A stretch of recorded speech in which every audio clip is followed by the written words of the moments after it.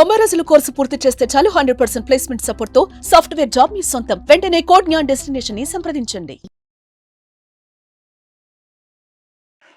నమస్తే, welcome to Suman TV. నేను విష్ణు. ప్రస్తుతం మనతో పాటు పైసల ముచ్చట్లు మనీ మంత్రదండం పుస్తక రచయిత, certified financial planner Ram Prasad గారు ఉన్నారు. వారితో మాట్లాడదాం. సార్, రామ్ ప్రసాద్ గారు నమస్తే. సార్ నమస్తే విష్ణు గారు. సో రామ్ ప్రసాద్ గారు, ఇప్పుడు రియల్ ఎస్టేట్ ఇన్వెస్ట్మెంట్స్ గురించి ఒక 2 నిమిషాలు మాట్లాడుకుందాం. చాలా మంది ఎన్ఆర్ఐలు కూడా రియల్ ఎస్టేట్స్ లో విపరీతంగా ఇన్వెస్ట్మెంట్స్ పెడుతున్నారు కదా.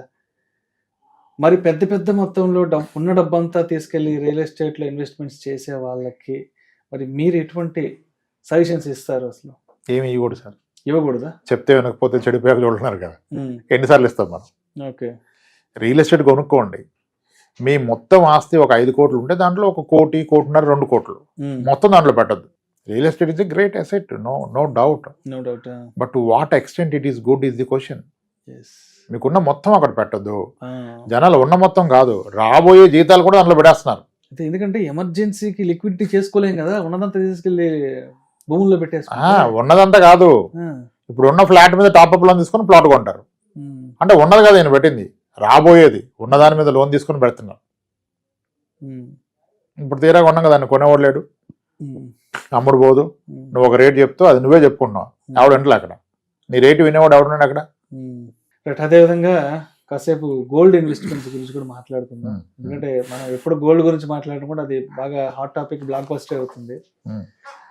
సరే, ఇప్పుడు గోల్డ్ లో ఇన్వెస్ట్మెంట్ చెయ్యాలి అని ఒక ఆలోచన వచ్చినప్పుడు ఆభరణాలు కొని తీసి పెట్టుకోవడం బెటరా, లేదంటే 24 క్యారెట్స్ కొనుక్కోవడం బెటరా, లేదంటే గోల్డ్ ETF లో తీసుకోవడం బెటరా, లేదంటే గోల్డ్ మ్యూచువల్ ఫండ్స్ కొనుక్కోవడం బెటరా, లేదంటే డిజిటల్ గోల్డ్ కొనుక్కోవడం బెటరా?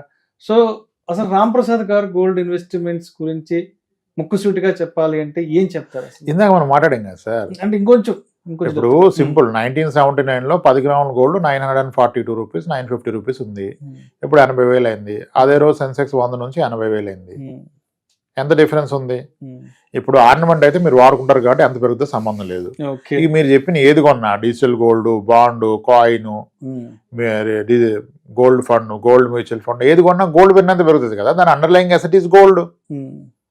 అది ఈక్విటీ అంత పెరగదని తెలిసినప్పుడు అది పెట్టుబడికి ఎందుకు వాడుతున్నారు? దాన్ని ఆర్నమెంట్ గానే వాడాలి, పెట్టుబడికి ఎందుకు వాడుతున్నారు? అంటే లాంగ్ రన్. మేబీ ఇప్పుడు క్లియర్ గోల్డ్ సైకిల్ ఉంది, గోల్డ్ 20% కరెక్ట్ అయింది, నాకు ఎందుకంటే కరెక్ట్ అవుతుందని తెలిసింది. 1 ఇయర్ వరకు అది కరెక్ట్ ఏమో మేబీ, ఎందుకంటే ఆల్రెడీ 30% పడ్డది కదా, ఇంక పడదని. అంటే లాంగ్ టర్మ్ గోల్డ్ ఎలా రైట్ అయింది?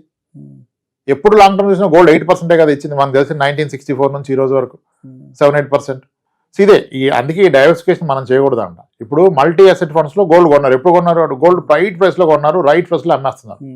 ఎందుకంటే fund manager there is a lot of analysis, big team, వాళ్ళు అనాలిసిస్ చేసి పెడతారు. సో మీరు గోల్డ్ కొనాలా, సిల్వర్ కొనాలా, రియల్ ఎస్టేట్ కొనాలా, ఎంత కొనాలనేది మనకంటే బెటర్గా ఫండ్ మేనేజర్ తెలుసు. కాబట్టి మీరు multi asset, dynamic asset allocation లాంటి ఫండ్స్ కొనుక్కోండి. వాటిలో ఇవన్నీ వాళ్ళే చేస్తారు కదా, మీరు చేయాల్సిన అవసరం లేదు కదా. అండ్ అక్కడ ఆడు కొన్ని అమ్మినా మీ దాకా ట్యాక్స్లు రావట్లేదు కదా, ఇక్కడ మీరు అంతా ట్యాక్స్లు పే చేయాలి కదా, క్యాపిటల్ గెయిన్ ట్యాక్స్. ఇంకో 2 నిమిషాలు మోస్ట్ అంటే రామ్ ప్రసాద్ గారు ఎక్కువగా మాట్లాడిన ఇంకో టాపిక్ ఏంటంటే దాని గురించి కూడా ఒక 2-3 నిమిషాలు మాట్లాడాలి. మీ ఇష్టం, ఆడుకోండి. సొంత ఇల్లు కొనుక్కోవాలా, రెంట్ ఇంట్లో ఉండాలా, ఏది ఎవరికి సూట్ అవ్వద్దు అన్న దాని గురించి కొంచెం స్ట్రైట్ గా చెప్పేసేయండి. ఎవరికి ఏది బెటర్ అంతే. ఎవరికి ఏది బెస్ట్ వాళ్ళు తెలుసుకుంటారు సార్. ఇల్లు కొనడం తప్పు, ఇన్వెస్ట్ చేయండి అనేది తప్పు. ఇల్లు కొనాలి, ఇల్లు కొనకుండా ఇన్వెస్ట్ చేస్తే ఎక్కువ వస్తుంది, చాలా తప్పు, చాలా తప్పు. అంటే ఇల్లుని మన భవిష్యత్ అవసరాలకు కూడా అచీవ్ అయ్యే విధంగా మిగిలిన ఇన్వెస్ట్మెంట్ చేయగలిగితే కొనాలి. కానీ ఇంకా అన్ని ఆపేసి ఇల్లు ఒకటే జీవితం అనుకుంటే కష్టం. నన్ను అడిగితే ఇల్లు కొన్నా కొనకపోయినా ఒక మంచి ఇంట్లో ఉండడం అనేది ఉత్తమం. మంచి ఇంట్లో ఉండడానికి కొనాల్సిన అవసరం లేదు, రెంట్ కూడా ఉండొచ్చు కదా. డెఫినెట్గా ఒక వ్యక్తి లైఫ్ టైం ప్రయారిటీస్లో top priority is house, next priority car, third priority kids education. ఇది ఆర్డర్. అయితే ఇప్పుడు నా బడ్జెట్ అంత లేదు, నాకు విల్లాలోనే ఉండాలి అంటే, మా వైఫ్కి విల్లా ఇష్టం సార్, అదేమో నేను ఎక్కడ చూసినా 4 కోట్లు అవుతుంది, ఎలా సార్ నేను కొనలేను సార్ అంటే, నేను చెప్పాను కొంతమందికి, మీరు 4 కోట్ల విల్లా కొనలేకపోతే మీ బడ్జెట్ 2 కోట్లు ఉంటే 2 కోట్ల అపార్ట్మెంట్ కొనండి గేటెడ్ కమ్యూనిటీలో. రైట్ 2 కోట్ల అపార్ట్మెంట్కి మీకు 50,000 అద్దె వస్తుంది. మీ 6 కోట్ల వెళ్ళ కూడా 50,000 అద్దెకే వస్తాయి. మీరు ఉండాలనుకున్న దగ్గర ఉండండి, ఇదే దాన్ని కేర్ చేస్తుంది కదా. Because independent house and villa రెంట్లు are very less compare to apartments. మన కూడా ఒక ఆయన వచ్చాడు, అక్కడ రాజ్ పుష్ప అనేది చెప్పారు, సార్ మీరు చెప్పింది నిజమన్నాడు. ఎందుకన్నాను, సార్ మా ఓనర్ మాకు రెంట్కి ఇచ్చాడు కదా సార్, ఆయన మా నియర్ బై విల్లాలో ఉన్నాడు సార్, మేము గంట 60,000 వాడు గంట 60,000 సార్, వాడు 6 కోట్లు వెళ్ళా, మాది 2.5 కోట్లే సార్ అన్నాడు.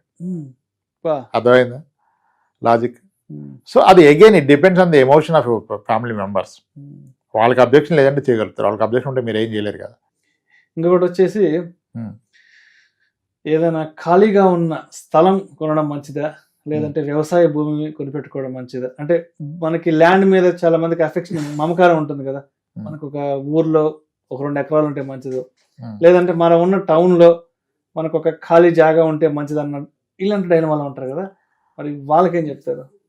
Real estate has to be for consumption, not as investment. యాక్చువల్గా నా పర్సనల్ ఒపీనియన్.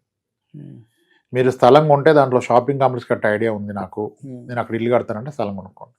పెరుగుతుంది అమ్ముతానంటే కొనద్దు, పెరిగితే అమ్ముతారంటే 12%, 6 years డబ్బులు వద్దు మా అంటే. నేను వ్యవసాయం చేస్తానంటే పొలం కొనుక్కోండి, ఇప్పటి నుంచో మొదలెట్టండి ఏదో ఒకటి అక్కడ చేయించుకోవచ్చు కదా. రైతులకి ఏమో పెట్టుబడి డబ్బులు లేవు సార్, ఐటీ ఎంప్లాయీస్కి ఎన్ఆర్ఎస్కి ఏమో డబ్బులు ఉన్నాయి. సో కాబట్టి రైతులు వ్యవసాయం చేస్తే లాభాలు రావు, వ్యాపారస్తులు ఉద్యోగస్తులు చేస్తే లాభాలు వస్తాయి. ఎందుకంటే రైతుకి ఆధునిక అప్పు దొరక్క పంట రాదు. మీకు ఎగ్జాంపుల్ చెప్తాను. జరబరా అని ఒక ఫ్లవర్స్ ఉంటాయి, డెకరేషన్ ఫ్లవర్స్ ఉంటాయి, పాలిష్ షెడ్ వేసి దాని కింద పెంచుతారు. ఆ కలర్ఫుల్ ఫ్లవర్స్ రైతులు వేస్తే లాభాలు రావు, ఐటీ వాళ్ళు వీళ్ళు వేస్తే లాభాలు వస్తాయి. ఎందుకంటే వాడికి డ్రిప్ సిస్టమ్ ఉంటుంది, పాలిష్ షెడ్లో పెంచుతారు. అవి మీకు మొగ్గల నుంచి పువ్వులు అవ్వాలంటే దానికి కెమికల్ ఒక ముందు ఇవ్వాలి డ్రిప్ ద్వారా. వీళ్ళు ఏం చేస్తారు, చదువుకున్న వాళ్ళు, ఎంబీఏ చేసిన వాళ్ళు, మార్కెట్లో ఏ రోజు సిక్కులే పండుగలు ఉన్నాయి, ఏ రోజు మంచి ముహూర్తాలు ఉన్నాయి, పెళ్ళి ఉన్నాయి, ఆ రోజు వచ్చే విధంగా వాటిని సెట్ చేసుకుంటారు.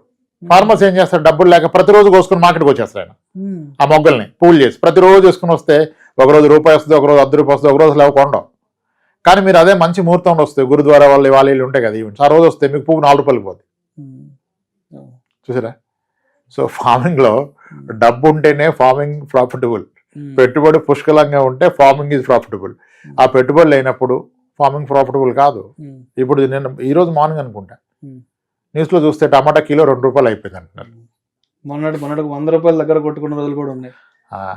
సో రైతులు ఇది ప్రెడిక్ట్ చేయలేరు. అదే దళారులు బాగా డబ్బులు చేస్తారు, కోల్డ్ స్టోరేజ్లో పెట్టేసుకొని.